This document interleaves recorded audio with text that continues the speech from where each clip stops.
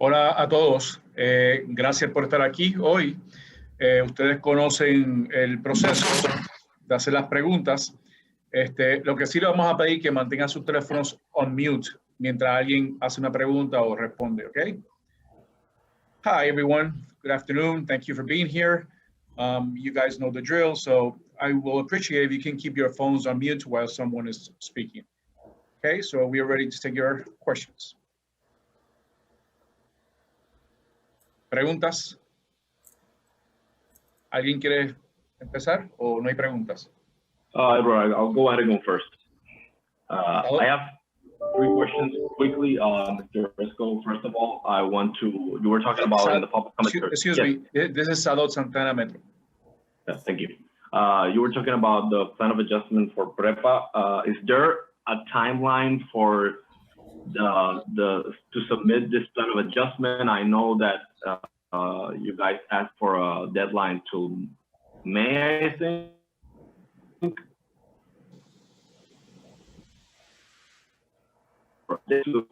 Sadat, I only caught the first part of your question. You're coming in and out, and we can't understand the rest of it. Okay, just quickly. I know that you guys, for the court, that you asked for a May deadline for updates regarding the PREPA plan of adjustment. I just want to know if you guys have a framework or a timeline to submit that plan of adjustment for PREPA. No, unlike the Commonwealth, there is no court-ordered deadline for the filing of a plan of adjustment for PREPA. We continue to work as quickly as possible to see what we can do, but our goal, not a court-defined deadline, but our goal is to bring that plan of adjustment forward before the end of this year.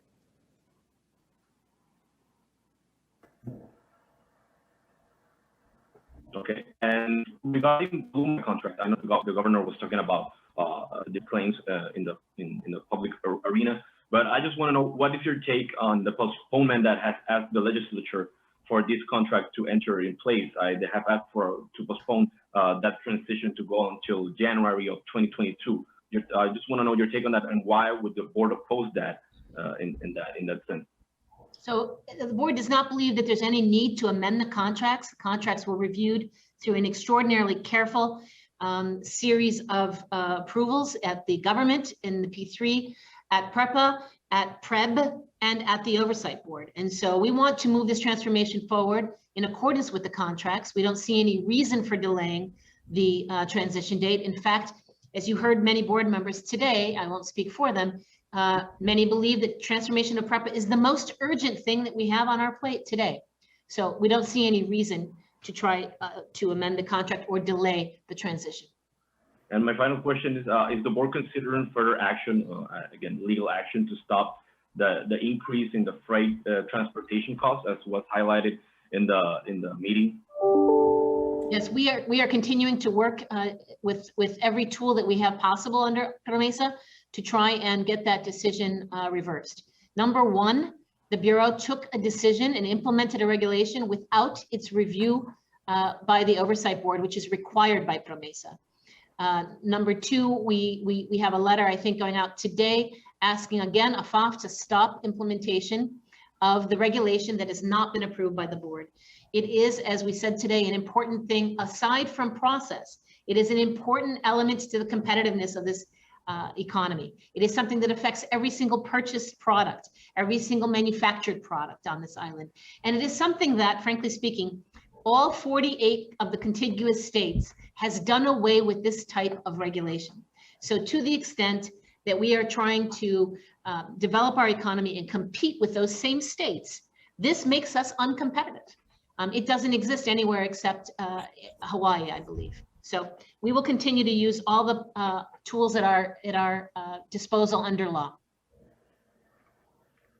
Thank you. From Marino, reorg.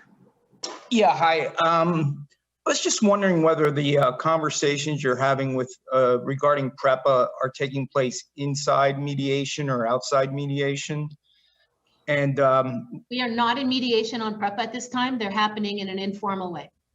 Okay, and can you give us any updates on the plan of development, plan of adjustment for the Commonwealth? Are we still at 70%? Has there been any movement there? Can you discuss any of your efforts regarding the HTA, considering the importance of keeping the monolines on board with a positive resolution there? So on the monolines, we continue to work with them in mediation, and so I really can't comment on anything with regard to the clawback claims. With regard to the 70%, the numbers are not public, but yes, we continue to see increased and gradual increases beyond the 70% in support from the GOPBA group. Okay. Thanks. Eva Llorens, de Boyer.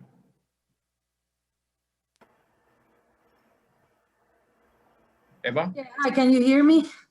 Yes. Yes, I have a quick question. I know that Luma Energy is going to be operating using a supplemental agreement because of the fact that PREPA is still in bankruptcy. But I'm just curious as to what would be their exact role in this bankruptcy.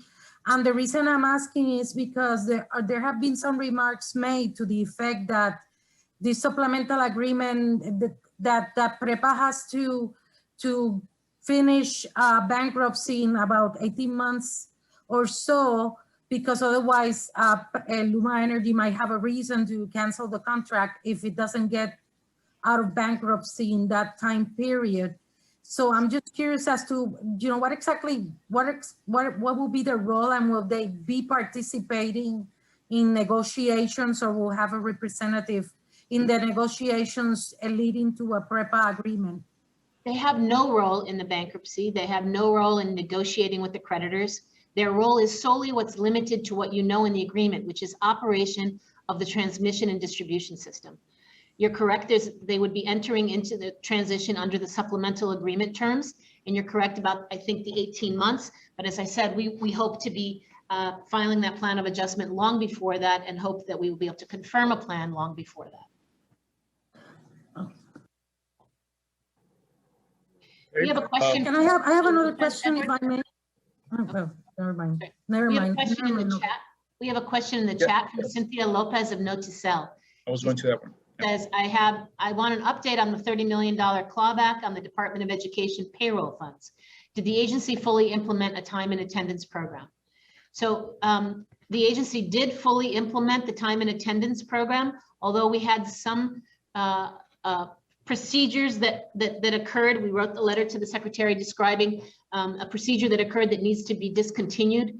The time and attendance program still needs to kind of go through its next stages. It needs to be repeated. It needs to be consistent. So when you think about the clawback, we'll have to discuss that at a later date when we have a little bit more evidence of complete, continuous, and consistent implementation at the Department of Education. Thank you. Questions? Edward, I'm sorry, just to clarify on that point of the question about the clawback, that means that the clawback is still, the funds are still frozen, and will remain frozen until that happens? That's correct. Thank you. Joana Isabel? Yes, good afternoon. I do have a question regarding the Luma contract. I know that the board approves it. However, it's been reported. We did it some time ago, and the issue also came now at the hearings within the legislature. And it's the fact that the contract doesn't provide enough restrictions or guidance to avoid that Luma would hire its own affiliates to perform major projects within the grid. And I wonder if you're considering to revisit those matters. Another issue has to do with entertainment expenses or not. That's out of the question. However, the truth is that now, through the hearings at the legislature, it's clear that the contract needs amendments. And I do wonder, what are you going to be doing on that front, if anything? So I'll just start with the end, Judge Bell. We don't believe the contract requires amendments. We believe the contract has gone through a very sophisticated and complete review. In terms of the two issues that you mentioned, expenses are approved by PREP, not by the board, not by PREPA, but by PREP. So that part of the contract is very clear. The second part of it with regard to restrictions on the hiring of affiliates with regard to FEMA projects. The procurement process for the use of FEMA funds is a federal regulation. And if those affiliates qualify, and if the procurement is run properly, there's no reason why they can't be competing in that process. So we don't believe that there's any reason to believe and to jump to the conclusion that someone's going to do something that is outside the federal procurement process that would in any way conflict with the federal procurement process. And so we don't believe any amendments are required at this time. The contract has been reviewed, approved, and it is in place and needs to be executed from our perspective. Thank you. I do have another question. It's clear that all the structural reforms that the board has been asking for the past 3-4 years are not on track. And I wonder what will happen since you're moving forward with the plan of adjustment, and that plan of adjustment requires that the government performs, that the government executes in order to finally be able to honor its obligation with all types of creditors, not only bondholders. It's a very good point, Josabel.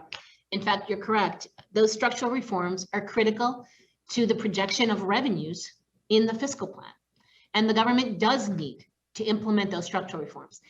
But what we tried to do today was to convince everyone that it wasn't because of the plan of adjustment. It's for the people and businesses of Puerto Rico that they need to implement these structural reforms. In fact, you'll find in the past fiscal plan and in the future a comment that these aren't the only structural reforms. This is kind of the bare minimum that Puerto Rico really needs to do. There are a great number of incremental structural reforms, things we've talked about in the past, like private sector labor reform, things that we've talked about in the past in terms of tax reform, not administrative, but tax reform. So there are many other structural reforms that Puerto Rico would need to do to become more competitive and grow and develop an economy, as I said, that not only people want to live and remain on the island, but that people might want to come back and resettle on the island because they left for lack of jobs and they could come back because of new jobs.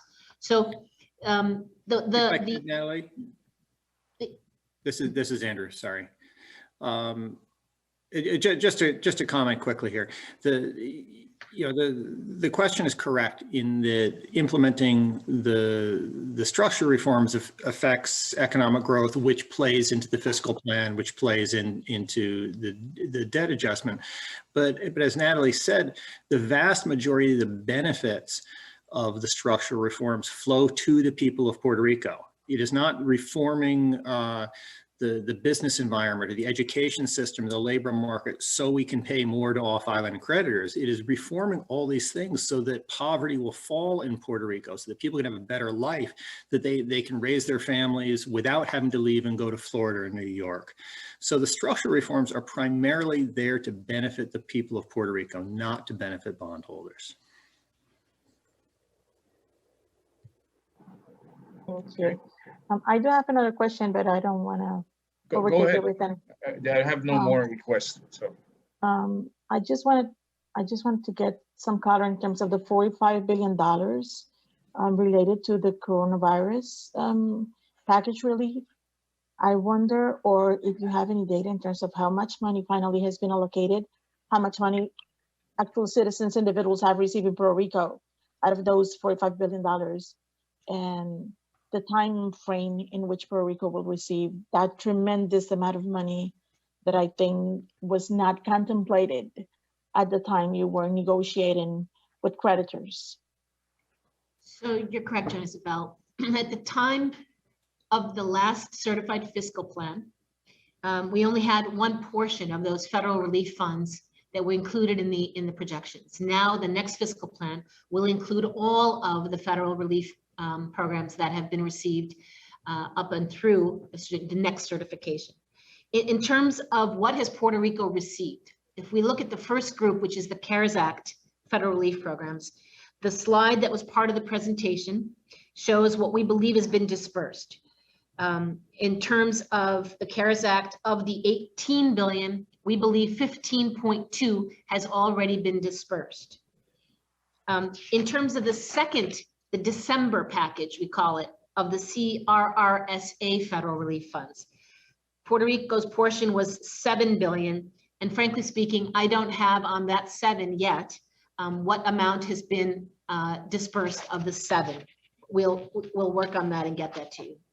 The final, or the third package, which was approved just weeks ago by the Biden administration, the ARP funding, where we believe Puerto Rico has up to $20 billion in available funds, obviously has not yet touched the island's economy in any great way. Those programs are just being rolled out now. In many cases, guidelines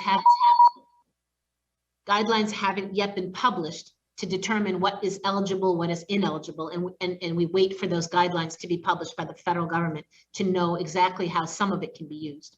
So I only can give you the number on that first group CARES Act, which is, again, one of the slides that you have from the deck that we showed, and that is of the CARES Act 15.2 being dispersed into the economy. So the remaining amount of resources would be like allocated in 2, 3, 4 years or not? Well, in the case of the CARES Act, the funds have to be, if I understand, dispersed by the end of this calendar year. Okay. In terms of the CRRSA, I think it varies. And then the new funds, which were signed into law last year, many of those funds actually are available through the next calendar year, if not the next fiscal year, I don't recall, but it's a 2-year at least, I think. Wow. Betty, maybe you could help me out. Do you recall the new funds? Sure, it's September 30th, 2024 is the deadline. And also they're, only because I'm working on my plan, they're, they're looking at a portion of it. You're not going to see the, until you submit the plan, there's I would almost say you're looking at about 2/3. And it goes all the way to the expenditure till September 30th, 2024. The previous one is to 2023. And the ARP, you must have a plan in terms of the expenditures. And it's there are variations, which is why to Natalie's point, why we're waiting for guidance on it. If I may, I'm so sorry. The September, Please, Johnny. the September 30th, 2024 is for what? For the ARP or which one? For the ARP primarily. Okay. Yeah. But again, it really varies even by program. So when you think in the ARP, if you look at the child tax credit and the earned income tax credit, those have specific schedules. You have to look at each one of the elements. The government part of it, the money that goes to government, has a deadline, I think, of the September 2024 or December 2024. But you have to look at each program because each one has its own set of deadlines. Thank you so much. Luis Valentin, CPI.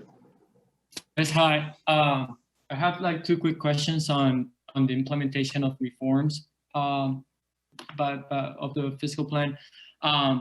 You guys do have a dashboard, a reporting dashboard, and that reporting was related to the implementation of these reforms or agency efficiencies, the implementation of measures that you have in the fiscal plan. But I'm just in it and I see it outdated, and the government was not complying pretty much with the reporting. What's the status on those reports?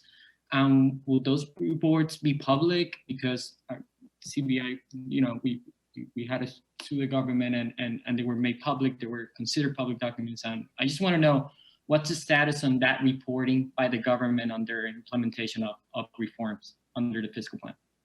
Thank you, Luis. First of all, I want to separate the two. We only reported today on structural reforms. We did not talk about fiscal measures. I understand. So for example, when Antonio spoke about ERP, that's not a structural reform. That's one of the fiscal measures. We didn't speak about fiscal measure implementation today. That's kind of another set.